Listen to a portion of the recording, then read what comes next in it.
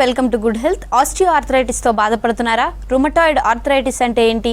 కీళ్ళ నొప్పులు రాకుండా తీసుకోవాల్సిన జాగ్రత్తలేంటి? కీళ్ళ నొప్పులకు హోమియోపతిలో ఎటువంటి చికిత్సలు అందుబాటులో ఉన్నాయో మనకు తెలియజేయడానికి హోమియోకేర్ ఇంటర్నేషనల్ డాక్టర్ సందీప్ గారు ప్రస్తుతం మనతో పాటు స్టూడియోలో ఉన్నారు. నమస్తే సార్. నమస్తే అమ్మా. అసలు ఆస్టియో ఆర్థరైటిస్ అంటే ఏంటి? అవి ఎందుకు ఈ మధ్య కాలంలో ఎక్కువగా వస్తుందంటారు సార్? సో ఆస్టియో ఆర్థరైటిస్ అంటే మెయిన్గా కీళ్ళు అరిగిపోవడం అని చెప్పుకోవచ్చమ్మా మన వాడుక భాషలో. సో డీజనరేటివ్ చేంజెస్ మన జాయింట్స్లో అవుతూ ఉంటాయి అన్నమాట. అయితే ఈ ఆస్టియో ఆర్థరైటిస్ ప్రధానంగా మనకి బరువును మోసే కీళ్ళలో చాలా ఎక్కువగా చూస్తూ ఉంటాం. అంటే ముఖ్యంగా నీ జాయింట్స్ అండ్ హిప్ జాయింట్స్లో. అయితే ఇప్పుడున్న ప్రజెంట్ సినారియోలో ఈ అరిగిపోవటం అనేది చాలా ఎర్లీగా చూస్తున్నాం. ఇదివరకు మనం 50s 60s అయితే కానీ ఆస్టియో ఆర్థరైటిస్ వచ్చేటివి కాదు. కాకపోతే ఇప్పుడు ఈవెన్ ఎర్లీ ఆస్టియో ఆర్థరైటిస్ అంటే 30-35 వచ్చేసరికి మనకి ఎముకలు అరిగిపోతూ ఉన్నాయన్నమాట. సో దీనికి గల ప్రధానమైన కారణము పర్టికులర్గా కాల్షియం డెఫిషియన్సీస్ అని చెప్పచ్చు, లేదా విటమిన్ డి డెఫిషియన్సీస్ చెప్పచ్చు. ఎందుకంటే ప్రజెంట్ ఉన్న జీవన శైలిలో మనం అసలు సన్ ఎక్స్పోజర్ అనేది బాగా తగ్గిపోతుంది. చాలా సందర్భాలలో లేట్ నైట్ జాబ్స్ ఉండటము, లేకపోతే అసలు పొద్దున ఆఫీస్కి వచ్చినామంటే మనకి మళ్ళీ సన్సెట్ అయిపోతే కానీ మనం అసలు బయటికి రావట్లేదు. సన్ ఎక్స్పోజర్ అనేది బాగా తగ్గిపోతుంది. దీనివల్ల విటమిన్ డి లెవెల్స్ అనేటివి బాగా తగ్గిపోతుంది చాలామంది యంగ్స్టర్స్లో. సో దీనివల్ల మనకి బోన్ డెన్సిటీ తగ్గిపోతుంది అనమాట. సో బోన్ డెన్సిటీ తగ్గిపోయినప్పుడు మనకి ఈ వెయిట్ బేరింగ్ జాయింట్స్లో తొందరగా ఈ డీజనరేటివ్ చేంజెస్ అనేవి వస్తూ ఉంటాయి. అలాగే ఇలాంటి వెస్టర్నైజేషన్ ఆఫ్ లైఫ్ స్టైల్కి అలవాటు పడుతూ ఉండటం వల్ల ఒబెసిటీ అనేది బాగా పెరిగిపోతూ ఉంటుంది. మనిషి బరువు బాగా పెరిగిపోతున్నాడు, కీళ్ళేమో బాగా బలహీనమైపోతున్నాయి. సో వీటి వల్ల కూడా ఈ బరువును మోయలేక కీళ్ళు తొందరగా అరిగిపోవటం అనేది జరుగుతూ ఉంటుందన్నమాట. అలాగే కొన్ని life style disorders like thyroid కానివ్వండి, లేకపోతే ఇంకా కొలెస్ట్రాల్స్ కానివ్వండి, ఇలా కొన్ని లైఫ్ స్టైల్ డిజార్డర్స్ బారిన పడుతూ ఉండటము అండ్ కొన్ని వ్యసనాలు అలవాట్ల వల్ల లైక్ స్మోకింగ్ కానివ్వండి, ఆల్కహాల్ కానివ్వండి, ఇలాంటి వల్ల మన శరీరంలో జీవనక్రియలు మెటబాలిజం అనేది బాగా తగ్గిపోతూ ఉండటం వల్ల కూడా కొన్ని మెటబాలిక్ డిజార్డర్స్ వస్తూ ఉండటం, ఇవి కూడా పరోక్షంగా మనకి ఈ ఆస్టియో ఆర్థరైటిస్కి దారితీస్తూ ఉంటుంది అనమాట. Okay sir. అంటే ఆస్టియో ఆర్థరైటిస్ని ముందుగా గుర్తించడం ఎలా? అంటే స్టార్టింగ్ స్టేజ్లో ఎలాంటి సిమ్టమ్స్ ఉంటాయి? పోను అవి ఎలా ఇబ్బంది పెట్టే ఛాన్స్ ఉందంటారు? సో మెయిన్గా ఈ ఆస్టియో ఆర్థరైటిస్ కానీ ఏదేమైనా ఆర్థరైటిస్లో మనకి పెయిన్ అనేది చాలా ఫస్ట్ సిమ్టమ్గా చూస్తూ ఉంటాం అమ్మ. సో ఈ పెయిన్ ఇనీషియల్గా స్టార్ట్ అవుతూ ఉంటుంది కానివ్వండి, చాలా సందర్భాలలో ఈ ఇనీషియల్ స్టేజెస్లో ఉన్న మైల్డ్ పెయిన్ మనం ఇగ్నోర్ చేసేస్తూ ఉంటాం. సో పర్టికులర్లీ నీ జాయింట్స్లో ఎప్పుడు పెయిన్ ఉంటుందా కానీ అసలు ఎప్పుడూ కూడా నెగ్లెక్ట్ చేయకూడదు. అసలు ఎందుకు వస్తుంది ఆ మైల్డ్ పెయిన్ అయినా అని తెలుసుకోవాలి. సో గ్రాడ్యువల్గా ఈ పెయిన్ ఇంటెన్సిటీ అనేది పెరుగుతూ వస్తూ ఉంటుంది. ఇనీషియల్గా ఒక జాయింట్లో స్టార్ట్ అవుతూ ఉంటుంది, గ్రాడ్యువల్గా రెండో జాయింట్కి కూడా మనం వస్తూ ఉంటుంది అనమాట. సో ఈ పెయిన్ సివియారిటీ కూడా క్రమేణా పెరుగుతూ ఉండటము అండ్ మార్నింగ్ స్టిఫ్నెస్ ఉంటూ ఉండటము, పొద్దున్నే నిద్ర లేవగానే ఒక 15 గంట 20 నిమిషాల పాటు కొంచెం వేసే తొలి అడుగులు కొద్దిగా ఇబ్బందికరంగా ఉంటూ ఉంటాయి. తర్వాత ఒక హాఫ్ అన్ అవర్ కల్లా కూడా కొంచెం సెట్ అయిపోతూ ఉంటుంది, ఫ్రీ మూవ్మెంట్ అవుతూ ఉంటుంది అనమాట. సో నడవంగా మనకి ఈ పెయిన్ రిలీఫ్ అయిపోతూ ఉంటుంది. కానీ గ్రాడ్యువల్గా ఈ stage second stage of osteo arthritis లేదా థర్డ్ స్టేజ్ ఫోర్త్ స్టేజ్కి వచ్చేసరికి పెయిన్ సివియారిటీస్ బాగా పెరిగిపోతూ ఉంటుంది. దాంతోపాటు మనకి స్వెల్లింగ్ అనేది అవుతూ ఉంటుంది అనమాట. సో సరౌండింగ్ కార్టిలేజ్ కూడా దెబ్బతింటూ ఉంటుంది కాబట్టి మనకి స్వెల్లింగ్ అనేది వస్తూ ఉంటుంది గ్రాడ్యువల్గా.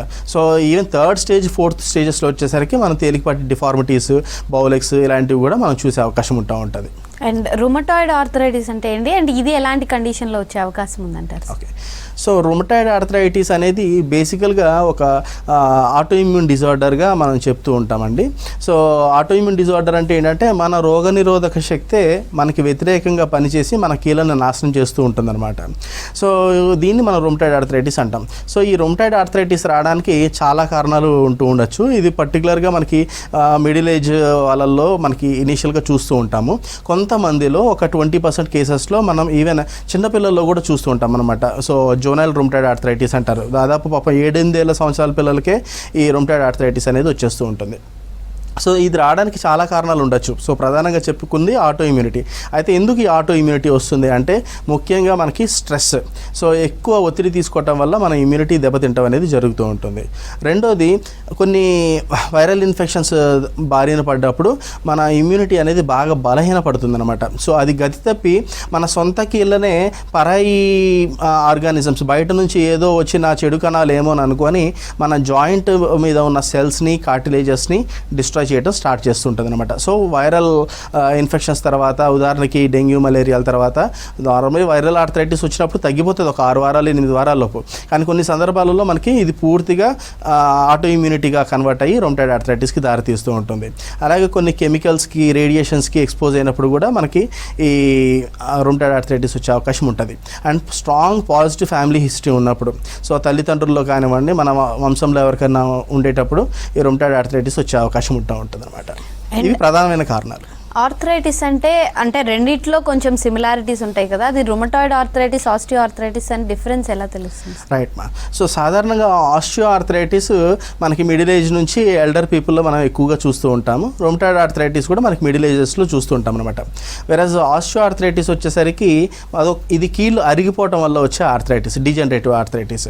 వెరాజ్ రొమటాయిడ్ ఆర్థరైటిస్ వచ్చేసరికి it is an inflammatory arthritis.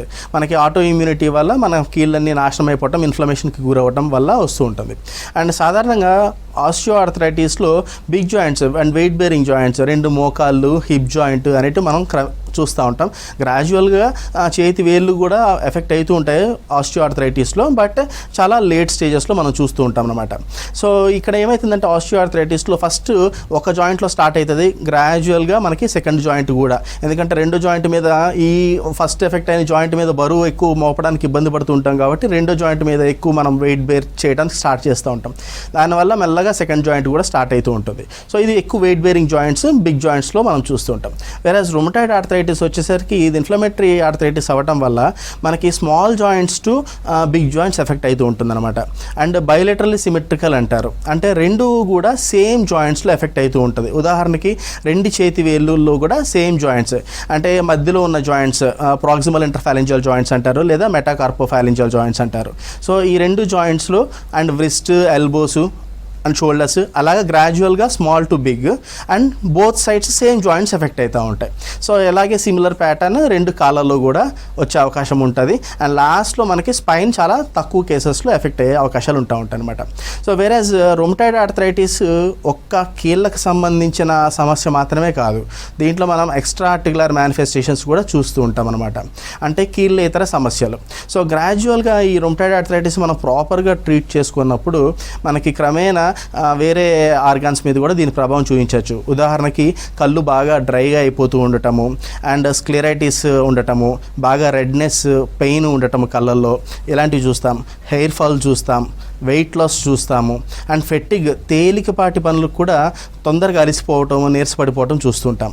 అలాగే గుండె, ఊపిరితిత్తుల మీద కూడా దీని ప్రభావం చూపెడుతుంది. సో ఈ ఊపిరితిత్తులు వ్యాకోచ సంకోచాలు ఉన్న అవయవం, సో ఎలాస్టిక్గా ఉంటూ ఉంటాయి. సో ఇవన్నీ కూడా ఫైబ్రోసిస్ అయిపోతూ ఉంటారన్నమాట. సో కొద్దిపాటి దూరం నడిచినా కానీ, మెట్లెక్కినా కానీ బాగా దమ్ము, ఆయాసం రావటము, సాచురేషన్స్ లెవెల్స్ డ్రాప్ అవుతూ ఉండటం క్రమేణా ఉంటాయి. అండ్ హార్ట్లో కూడా మనకి ఫైబ్రోసిస్ ఇలాంటివి అవటం వల్ల మనకి ఆ కాంట్రాక్టాలిటీ తగ్గుతుంది, రిథంలో డిస్టర్బెన్సెస్ అనేటివి వస్తూ ఉంటాయి. అండ్ ఈ మధ్య కాలంలో ఎక్కువగా ఆటో ఇమ్యూన్ డిజార్డర్స్ అనేవి చూస్తున్నాం, అండ్ ఎక్కువ మందిలో వస్తున్నాయి. సో ఒకప్పుడు ఇంత ఉండేవి కాకపోవచ్చు, ఈ మధ్య కాలంలో ఎందుకు ఇంత పెరిగాయి అంటారు సార్? సో ఇప్పుడు ఉన్న ఈ ఆటో ఇమ్యూన్ డిసీజెస్ చాలా వరకు కూడా మీరు అన్నట్టుగా ఇదివరకు ఇంత ఉండేటివి కాదు, కాకపోతే ఇప్పుడు ఆటో ఇమ్యూన్ డిసార్డర్స్ చాలా ఎక్కువైపోతున్నాయి. దానికి మెయిన్గా మనం ఒక లైఫ్ స్టైల్ ఒక ప్రధానమైన కారణంగా చెప్పుకోవచ్చు. చాలా ఒత్తిడి తీసుకోవటము, ఎక్కువ టెన్షన్కి గురవుతూ ఉండటము, అండ్ రకరకాల వైరల్ ఇన్ఫెక్షన్స్కి గురవుతూ ఉండటము, అండ్ అన్నెసరీ డ్రగ్స్ యూస్ చేస్తూ ఉండటము. సో ఇవన్నీ కూడా ఒక కారణంగా చెప్పుకోవచ్చు అనమాట. సో ఒక సమస్య వచ్చిందంటే చాలా వరకు సెల్ఫ్ మెడికేషన్ చాలా మందిలో ఎక్కువగా చూస్తుంటాం అనమాట. లేకపోతే నాకు ఈ సమస్యతోటి నేను బాధపడుతున్నా, నాకు తగ్గింది, మీరు కూడా ఇది వాడండి అని నాన్ మెడికల్ పర్సన్స్ దగ్గర చాలామంది రకరకాల అభిప్రాయాలు తీసేసుకుంటూ ఉంటారు, పర్టికులర్గా మనకి విలేజెస్లో కానీ అలాంటివి. సో వీటి వల్ల కూడా మనకి సరిగ్గా ట్రీట్మెంట్ అందకపోవటం వల్ల అది గ్రాడ్యువల్గా course of the disease progress అయిపోయి ఇనిషియల్ స్టేజెస్లో మనం అడ్డుకోలేక అది ఆటోఇమ్యూన్ డిసీజ్గా టర్న్అప్ అవుతూ ఉంటుంది. అలాగే వైరల్ ఇన్ఫెక్షన్స్ బాగా ఎక్కువగా వస్తున్నాయి. సో చాలా సందర్భాల్లో మనకి ఈ వైరల్ ఇన్ఫెక్షన్స్, ఉదాహరణకి డెంగ్యూ కానీ, మలేరియా కానీ, చికెన్ గున్యా కానివ్వండి, ఈవెన్ కోవిడ్ తర్వాత చాలా కేసెస్లో మనం చూస్తున్నాం అనమాట. సో ఇమ్యూనిటీ బాగా దెబ్బతింటం వల్ల నాట్ ఓన్లీ ఆర్థరైటిస్, ఇంకా అనేక రకమైన స్కిన్ ఇష్యూస్ కానివ్వండి, ఇలాంటివన్నీ కూడా మనం చూస్తున్నాం. ఓకే సార్, కాలర్ ఉన్నారు, మురళీమోహన్ గారు మంచిర్యాల నుంచి. నమస్తే అండి. హలో, నమస్తే అండి మేడం. నమస్తే మేడం. మీ సమస్య ఏంటో సార్తో చెప్పండి. సార్ నమస్కారం సార్. నమస్తే సార్, చెప్పండి. సార్ నా పేరు చందు సార్. చెప్పండి సార్.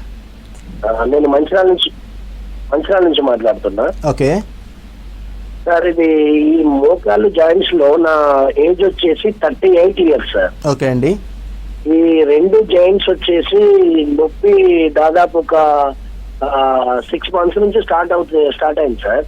ఓకే. దీనికి పరిష్కారం ఏంటో అర్థం కావట్లేదు సార్. కానీ ఇంత చిన్న ఏజ్ లో ఇట్లా రావడం ఏంటో అర్థం కావట్లేదు. మళ్ళీ ప్లస్ ఏంటంటే సార్, కొంతమందిని అడగడం వల్ల అంటే నా ఎనాలిసిస్ ప్రకారం ఏంటంటే ఈ ప్యూరిఫై వాటర్ తోని, డ్రింకింగ్ వాటర్ తోని ఇట్లా ఏమైనా కెమికల్స్ కలుపుతోని అది మేము దాదాపు ఒక 2 years నుంచి తాగుతున్నాం సార్. దానివల్ల ఏమైనా ప్రభావం పడుతుందా? ఓకే ఓకే అండి, రైట్.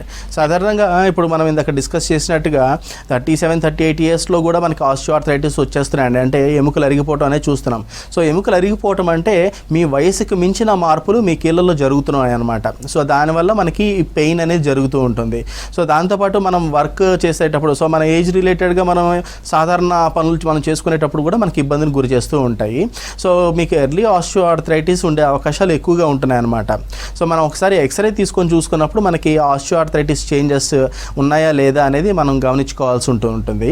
సో దేనివల్ల ఇది వచ్చింది, కెమికల్స్ ద్వారానే వచ్చిందా, మీరు తాగుతున్న ప్యూరిఫైడ్ వాటర్, బయట నుంచి తీసుకున్న వాటర్ ద్వారానే వచ్చిందా అనేది మనం పూర్తిగా క్లెయిమ్ చేయలేము అనమాట. దానివల్లనే వచ్చిందని మనం బ్లేమ్ చేయడానికి వీలు పడదు. కాకపోతే ఇది అసలు ఉందా లేదా, అసలు ఆస్టియోఆర్థరైటిస్ ఈ నొప్పి ఎందుకు వచ్చింది అనేది మనం క్లినికల్ ఎగ్జామినేషన్ ద్వారా తెలుసుకొని ఏమైనా స్వెల్లింగ్ ఉందా లేదా ఇంకేమైనా క్రిపిటస్ అంటే కీళ్ళు రాకపోవటం వల్ల చప్పుళ్ళు ఏమైనా వస్తున్నాయా, ఇలాంటివి మనం ఫిజికల్ ఎగ్జామినేషన్ ద్వారా తెలుసుకొని దాన్ని నిర్ధారణ చేసుకొని దానికి తగినట్టుగా మీరు ట్రీట్మెంట్ తీసుకోగలిగితే ఈ సమస్య నుంచి మాత్రం మీరు చక్కగా పరిష్కారం పొందగలుగుతారు.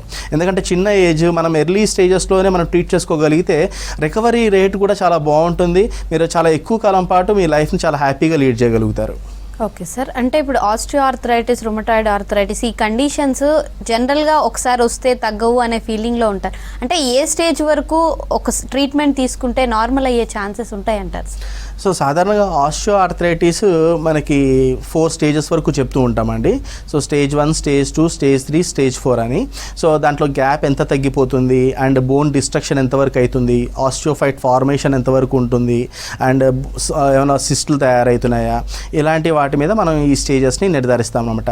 సో సివియర్ స్టేజెస్లో ఉండేటప్పుడు 4th stage వాళ్ళకి చాలాసార్లు ఆపరేషన్ సజెస్ట్ చేస్తూ ఉంటారు, టోటల్ నీ రీప్లేస్మెంట్ అని. సో కొంతమందిలో సక్సెస్ అవుతూ ఉండొచ్చు, కొంతమందిలో అసలు ఆపరేషన్కి వెళ్ళడానికి ఫిట్నెస్ లేకపోవటం వల్ల అలాగే బాధపడుతూ ఉంటుంటారు. సో ఇలాంటి వాళ్ళల్లో కూడా ఇలాంటి సివియర్ స్టేజెస్లో ఉండి పాప ఆపరేషన్కి సెట్ కారు అనుకునే వాళ్ళు అలా పెయిన్ కిల్లర్స్ వేసుకుంటూ సైడ్ ఎఫెక్ట్స్ తెచ్చుకోవటం కన్నా ఈ హోమియోపతిక్ కాన్స్టిట్యూషనల్ ట్రీట్మెంట్స్ తీసుకోవడం వల్ల సిమ్టమాటిక్ రిలీఫ్ అనేది ఖచ్చితంగా ఉంటుంది. గ్రాడ్యువల్గా వాడే కొంది మనకి లక్షణాలు కంట్రోల్ అవుతూ ఉంటాయి. సో వాళ్ళ పనులు వాళ్ళు చేసుకునేటట్టుగా వాళ్ళ లైఫ్ హ్యాపీగా లీడ్ చేసేటట్టుగా మనం ట్రీట్ చేసుకోవచ్చు. సో అన్ని స్టేజెస్ వాళ్ళు ఆపరేషన్కి అవసరం ఉండరు. సో పర్టికులర్గా కొంతమందినే సజెస్ట్ చేస్తారనమాట. సో వాళ్ళు ఆపరేషన్ చేసుకున్నా కూడా కొన్ని సందర్భాల్లో వేరే రకరకాల కారణాల ద్వారా ఎప్పుడన్నా యాక్సిడెంట్స్ అయిన తర్వాత సరిగ్గా జాగ్రత్తలు తీసుకుపోవటం వల్ల కూడా మళ్ళీ పెయిన్స్ అవి వచ్చే అవకాశం ఉంటుంది. ఈవెన్ అలాంటి స్టేజెస్ వాళ్ళలో కూడా మనం ఈ కాన్స్టిట్యూషనల్ ట్రీట్మెంట్స్ ద్వారా మనం బెటర్ చేసుకోవచ్చు. ఓకే సార్, మరో కాలర్ ఉన్నారు, స్వరూప గారు కరీంనగర్ నుంచి. నమస్తే అండి, మీ సమస్య ఏంటో చెప్పండి సార్. ఇది భుజాల నొప్పి, కీళ్ళ మోచేతుల్లో. ఓకే అమ్మా, అండి ఒకవైపే ఉంటున్నాయమ్మా, 2 వైపులో ఉంటున్నాయా భుజ నొప్పి, మోచేతుల్లో నొప్పులు? మోచేతుల్లో 2 మోచేతుల్లో భుజాలల్లో నొస్తున్నాయండి. ఓకే ఓకేనమ్మా. ఇంకా కాలు వేలు కానీ చిన్న వేళ్ళు, చిన్న కీళ్ళలో నొప్పులు ఏమీ లేవు కదమ్మా? మోకాలు నొస్తున్నాయండి. ఓకే ఓకే అమ్మా. మొత్తం మీద 5 అంతకన్నా ఎక్కువ కీళ్ళల్లో నొప్పులు ఉంటున్నాయి మీకు? అవునండి, వేళ్ళల్లో కూడా. అంటే ఈ మధ్య నేను ఆల్రెడీ టాబ్లెట్స్ వాడుతున్నానండి. ఏం వాడుతున్నారమ్మా, చెప్పగలుగుతారా? ఏమన్నా మందులు ఏం వాడుతున్నారో చెప్పగలుగుతారా? ఓకే అండి. ఏమైనా స్టెరాయిడ్ మందుల మీద ఉన్నారమ్మా? అవునండి, వాడుతున్నానండి. ఓకే ఓకేనమ్మా. సో సాధారణంగా స్టెరాయిడ్ మందుల మీద ఉంటున్నారంటే రుమటాయిడ్ ఆర్థరైటిస్ ఉండే అవకాశం ఉందమ్మా? టాబ్లెట్స్ చెప్తున్నాను. మిథైల్ ప్రెడ్నిజోలోన్ అండి. ఓకే అమ్మా, okay పర్లేదమ్మా. Okay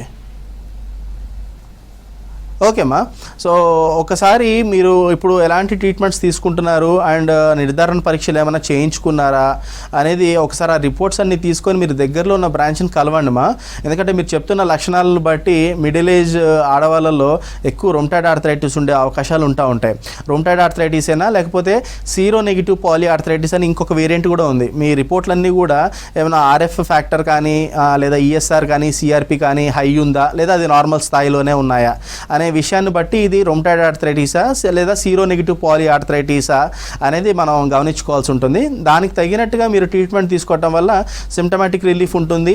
even rheumatoid arthritis అన్న మీ ఇమ్యూనిటీని మనం కంట్రోల్ చేయడం వల్ల ఈ ఆర్ఎఫ్ ఫ్యాక్టర్ కూడా నెగిటివ్గా వచ్చే అవకాశం ఉంటుందమ్మా. మంచిగా కంట్రోల్ అవుతుంది, పెయిన్స్ అన్ని కూడా కంట్రోల్ అవుతాయి. ఓకే సార్, మరో కాలర్ ఉన్నారు, శ్రీనివాస్ గారు హైదరాబాద్ నుంచి. నమస్తే అండి. Get me connected to doctor. Okay అండి, డాక్టర్ గారితో మాట్లాడండి. హలో, దిస్ ఇస్ శ్రీనివాస్ అండి. శ్రీనివాస్ గారు చెప్పండి. యా, ఇదే ఆర్ఐ ఇంతసేపు మీరు చెప్పింది కరెక్టే. రుమటైడ్ నాది ఇది రుమటైడ్ ఆర్థరైటిస్. ఓకే, అది కూడా ఇక్కడ 1.5 years 1 year నుంచే ఉంది సార్, సివియర్ గా. మీరు అంటుండ్రు మోకాల నుంచి వస్తుంది కానీ మోకాళ్ళంతా బాగానే ఉంది కానీ ఓన్లీ కీళ్ళు నొప్పులు సివియర్ గా ఉంది. ఓకే, ఐఎమ్ ఇంటూ ఇది మెడ్రాల్, అదే మీ స్టీరాయిడ్ 2 mg వాడుతున్నాను. ఓకే అండి. 220 నుంచి తగ్గించుకుంటూ వచ్చారు డాక్టర్. ఓకే, ఈవెన్ తో ఇన్ని రోజులు వాడడం అడ్వైజబుల్ అని నాకు ఇది ఒక 6 months అయిపోతుంది. మోర్ దాన్ 8 months అయిపోతుంది. ఓకే ఓకే అండి.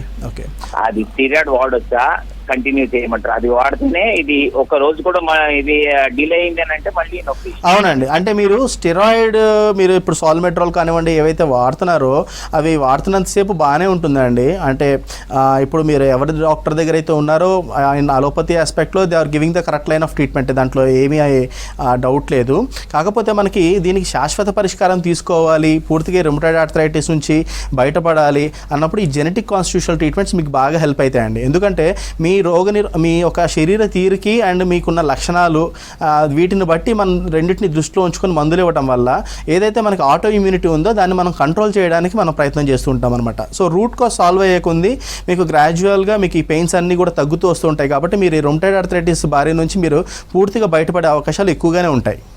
ఓకే సార్, అంటే ఇప్పుడు విగ్రస్గా వర్కౌట్స్ అవి చేయడం వల్ల ఆర్థరైటిస్ వచ్చే అవకాశం ఉందంటారా? తప్పకుండా అండి. సో మనం ఆర్థరైటిస్ రకాల గురించి మాట్లాడుకుంటే చాలా రకాలు ఉన్నాయి. దాంట్లో ట్రామాటిక్ ఆర్థరైటిస్ కూడా ఒకటి.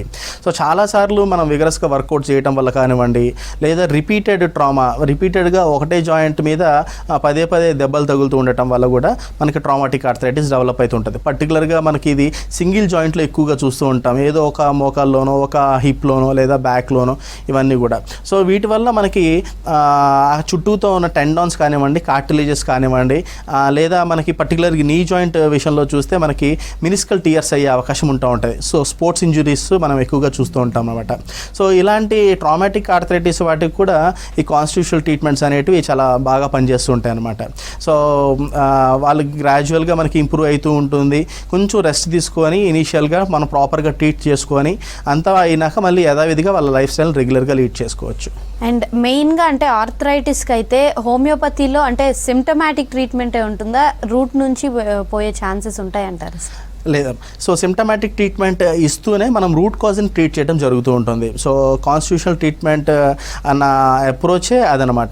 సో వీళ్ళకి అసలు ఏ రకం ఆర్థరైటిస్, ఈ ఆర్థరైటిస్ రావడానికి గల కారణాలు ఏమున్నాయి అండ్ ఇప్పుడు ఏ స్టేజ్లో ఉన్నారు అనేది మనం దృష్టిలో ఉంచుకొని ట్రీట్ చేయడం వల్ల ఫస్ట్ సిమ్టమాటిక్ రిలీఫ్ ఇస్తూనే మనం రూట్ కాజ్ని సాల్వ్ చేయడం జరుగుతుంది. అండ్ వాళ్ళు ఎటువంటి జాగ్రత్తలు తీసుకోవాలి, మళ్ళీ ఆ ఆర్థరైటిస్ రీఅకర్ కాకుండా ఉండాలంటే వాళ్ళ లైఫ్ స్టైల్లో ఎటువంటి మోడిఫికేషన్స్ చేసుకోవాలి, ఇలాంటి అన్ని విషయాల్ని మనం దృష్టిలో ఉంచుకొని మనం ఒక పేషెంట్ని ట్రీట్ చేయడం జరుగుతూ ఉంటుంది.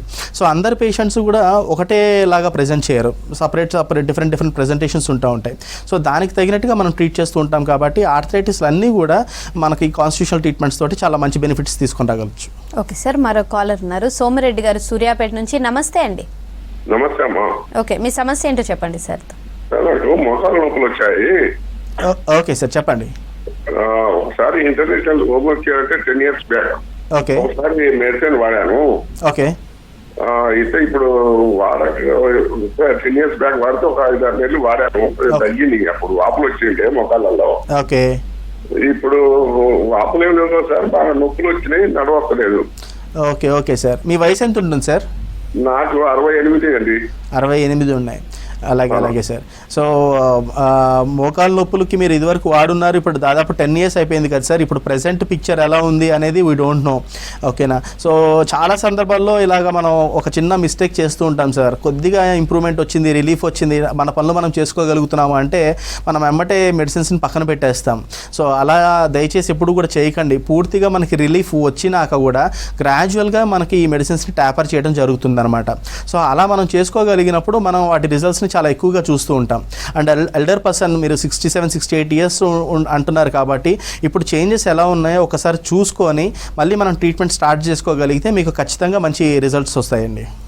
Okay sir. అంటే ఇప్పుడు చిన్న ఏజ్లో వచ్చిన రుమటాయిడ్ ఆర్థరైటిస్ ఇలాంటి కండిషన్స్ అంటే వాళ్ళు ఇంకా లైఫ్ లాంగ్ అలాంటి కండిషన్తో ఉండడమే అంటారా, లేదా నార్మల్ అయ్యే ఛాన్సెస్ అయితే ఉంటాయంటారా? లేదండి, జూవనైల్ రుమటాయిడ్ ఆర్థరైటిస్ పాపం చాలా పెయిన్ఫుల్ కండిషన్ అనమాట.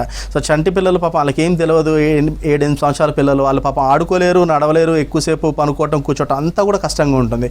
ఇలాంటి పిల్లల్లో కూడా మనం చాలా మంచి రిజల్ట్స్ తీసుకొని రావచ్చు. వాళ్ళ రెగ్యులర్ లైఫ్ని లీడ్ చేసేటట్టుగా మనం ట్రీట్ చేయొచ్చు. సో ప్రాపర్గా వాళ్ళకి అసలు ఎందుకు వచ్చింది, ఈవెన్ మనం హిస్టరీ అంతా కూడా వాళ్ళు బర్త్ హిస్టరీ దగ్గర నుంచి మనం తీసుకొని వాళ్ళు అసలు ఆ స్ట్రెస్ గుండా ఆ పిల్లోడులో ఆ ఏజ్ పిల్లోడులో అసలు ఆ స్ట్రెస్ కానివ్వండి, ఆటో ఇమ్యూనిటీ ఎందుకు స్టార్ట్ అయింది అనే హిస్టరీని ఎంక్వైరీ చేస్తూ విత్ పేరెంట్స్తో పాటు మనం ట్రీట్ చేసినప్పుడు మనకి సిమ్టమాటిక్ రిలీఫ్ ఉంటుంది. మనం మెడిసిన్స్ని కూడా గ్రాడ్యువల్గా ట్యాపర్ చేసుకోవచ్చు, వాళ్ళని మంచి రిజల్ట్స్ తీసుకురావచ్చు. అండ్ పర్టికులర్లీ ఇలాంటి పిల్లల్ని ప్రాపర్గా ట్రీట్ చేయాలి. ఎందుకంటే చిన్న వయసు వాళ్ళ లైఫ్ ఎక్స్పెక్టెన్సీ చాలా ఎక్కువ ఉంటుంది. సో గ్రాడ్యువల్గా మనకి ఎక్స్ట్రా ఆర్టికులర్ మేనిఫెస్టేషన్స్ వచ్చినప్పుడు వాళ్ళ లైఫే చాలా ఇబ్బంది పడే అవకాశం ఉంటుంది. సో వాటిని అరెస్ట్ చేస్తూ ఫర్దర్ ప్రోగ్రెషన్ ఆఫ్ డిసీజ్ని అరెస్ట్ చేసుకుంటూ మనం ట్రీట్ చేసుకోవడం వల్ల వీళ్ళు చాలా కంఫర్టబుల్గా హ్యాపీ లైఫ్ ఇదివరకులానే లీడ్ చేయొచ్చు. అండ్ ఆర్థో హెల్త్ అనేది ప్రాపర్గా ఉండాలన్నా లేదా ఆర్థరైటిస్ లాంటి కండిషన్స్ అంత త్వరగా రాకుండా అవాయిడ్ చేయడానికి ఎలాంటి లైఫ్ స్టైల్ మోడిఫికేషన్స్ అనేవి అవసరం? మెయిన్గా వెయిట్ అండి. సో మనం వెయిట్ని కనుక రిస్ట్రిక్ట్ చేసుకోగలిగి మన బిఎంఐని కనుక వితిన్ మోడరేట్ రేంజ్లో మన నార్మల్ రేంజ్లో కనుక మెయింటైన్ చేసుకోగలుగుతూ ఉంటే మనం ఆర్థరైటిస్ నుంచి సగం బయటపడవచ్చు. రెండోది డైట్. సో మంచిగా కాల్షియం రిచ్ డైట్ తీసుకోవాలి అండ్ విటమిన్ డి ఉండేటట్టుగా మనకి సన్ ఎక్స్పోజర్ ఉండటము అండ్ రెగ్యులర్గా ఫిజికల్ యాక్టివిటీస్ మెయింటైన్ చేయటము, ఇవి చేసుకుంటూ ఉండటం వల్ల మనకి ఎటువంటి ఆర్థరైటిస్లు రావు, లైఫ్ స్టైల్ డిజార్డర్స్ ఉండవు, ఇంకా వేరే కోమార్బిడిటీస్ లైక్ థైరాయిడ్ ఇష్యూస్ ఇలాంటివి కూడా రాకుండా ఉంటాయి. కాబట్టి మనకి ఆర్థరైటిస్ నుంచి బయట ఉండాలి, అసలు ఆర్థరైటిస్ జోన్లోకి వెళ్ళొద్దు అంటే ఈ type of life style management చేయటం చాలా అవసరం. అండ్ హోమియో మెడిసిన్ వాడుతున్నప్పుడు కొన్ని ఫుడ్స్ అవాయిడ్ చేయాలి అంటారు, అది ఎంతవరకు కరెక్ట్ అంటారు? లేదు, అంటే హోమియో మెడిసిన్స్ వాడుతున్నందుకు చాలా మందిలో మీరు అడిగినట్టుగా చాలా పథ్యం ఉంటుంది అని భయపడిపోతూ ఉంటారు, చాలా వేడి చేస్తుంది, అలా పథ్యం విపరీతంగా ఉండటం అనేది హోమియో వాడేటప్పుడు ఏం అవసరం ఉండదు. సో ఎటువంటి డైట్ చెప్తారు అంటే పర్టికులర్గా మీకున్న డిజార్డర్కి మీరు ఏ సమస్యతోటి బాధపడుతున్నారు, ఉదాహరణకి ఆస్టియోఆర్థరైటిస్ విషయానికి వస్తే ఇంకా వెయిట్ పుట్ ఆన్ అవ్వద్దు, కాబట్టి కార్బోహైడ్రేట్ రిచ్ డైట్ని అవాయిడ్ చేయమని చెప్తూ ఉంటాం అనమాట. లైక్ పొటాటోస్ కానివ్వండి, ఇలాంటి హై కార్బ్స్ ఉండే డైట్ని అవాయిడ్ చేయమని చెప్తూ ఉంటాం. అలాగే ప్రోటీన్ ఇంటేక్ ఎక్కువ తీసుకోమని చెప్తూ ఉంటాం. సో వాళ్ళకున్న సమస్య, సో దీంతోపాటు థైరాయిడ్ లాంటి ప్రాబ్లమ్స్ కోఎగ్జిస్టింగ్గా ఉంటున్నాయి ఆర్థరైటిస్లో. సో అలాంటి వాళ్ళకి మనకి క్యాబేజ్ కానివ్వండి, క్యాలీఫ్లవర్ కానివ్వండి, ఇలాంటి గాయిట్రోజన్స్ని అవాయిడ్ చేయమని చెప్తూ ఉంటాం. So diet is with that diseased condition, ఆ డిజార్డర్ తోటి, అంతేగాని హోమియోపతి మెడిసిన్స్ తోటి ఎటువంటి పథ్యము ఉండవు, ఎటువంటి సైడ్ ఎఫెక్ట్స్ ఉండవు. అండ్ రెగ్యులర్గా అందరూ అంటే డయాబెటీస్కి, హైపర్ టెన్షన్కి అలోపతి మెడిసిన్ వాడుతూ ఉంటారు కదా, సో వాటితో పాటు హోమియో వాడాలి అంటే ఎంత గ్యాప్ ఉండాలంటారు? సో చాలామంది ఇప్పుడు పెద్దవాళ్ళు మనకి చాలామంది కాలర్స్లో కూడా 60s ఏజ్ గ్రూప్లో వాళ్ళు చేశారు, 30s ఏజ్ గ్రూప్లో వాళ్ళు చేశారు. వీళ్ళలో చాలామంది బీపీస్ తోటి, షుగర్ తోటి, కొలెస్ట్రాల్ తోటి, కొన్ని కార్డియాక్ ఇష్యూస్ తోటి, బ్లడ్ థిన్నర్స్ మీద ఉంటూ ఉంటారు. సో వాళ్ళు నిరభ్యంతరంగా ఆ మెడిసిన్స్ని కంటిన్యూ చేసుకుంటూనే ఈ ఆర్థరైటిస్కి హోమియోపతి మెడిసిన్స్ వాడుకోవచ్చండి. So before meal or after meal, లేకపోతే ఒక half an hour to 1 hour gap తోటి మనం ఈ మెడిసిన్స్ తీసుకుంటూ ఉండటం వల్ల ఎటువంటి సైడ్ ఎఫెక్ట్స్ ఉండవు, దీనికి ఎటువంటి కాంట్రా ఇండికేషన్స్ ఉండవు అనమాట. And diabetes, hyper tension impact bone health మీద ఎంతవరకు ఉంటుందంట? డెఫినెట్గా అండి. సో డయాబెటీస్ విషయంలో మనకి బోన్ డెన్సిటీ తగ్గే అవకాశాలు ఉంటాయి. పర్టికులర్గా చాలామంది థైరాయిడ్తో పాటు, సో మనకి diabetes, thyroid and cholesterol, hyper tension, obesity ఈ ఐదింటిని కలిపి మెటబాలిక్ సిండ్రోమ్ అంటూ ఉంటారు. ప్రజెంట్ ఉన్న సినారియోలో మనకి ఈ పేషెంట్స్ చాలా ఎక్కువైపోతున్నారు అనమాట. సో ఈ మెటబాలిక్ సిండ్రోమ్తో బాధపడుతుండేటప్పుడు మనం ఇందాక చెప్పుకున్నట్టుగా బరువు విపరీతంగా పెరిగిపోతూ ఉంటారు. అండ్ మన బోన్ డెన్సిటీ ఏమో బాగా తగ్గిపోతూ ఉంటుంది. సో ఇవన్నీ కూడా పరోక్షకంగా మన ఎముకల యొక్క గట్టితత్వాన్ని తగ్గించేస్తూ ఉంటుంది. బ్రిటిల్ బోన్స్ అయిపోతూ ఉంటాయి. మనకి ఆస్టియోపోరోసిస్ కానివ్వండి, వీటిలన్నింటిలో కూడా మనకి బోన్ డెన్సిటీ బాగా తగ్గిపోవడం వల్ల తొందరగా ఆర్థరైటిస్ బారిన పడుతూ ఉంటారు. తేలికపాటి దెబ్బలు కూడా తొందరగా ఫ్రాక్చర్లు అయిపోతూ ఉంటాయి. ఇలాంటివన్నీ కూడా జరుగుతుంటాయి. Thank you so much Sandeep గారు. ఇది వాళ్ళ గుడ్ హెల్త్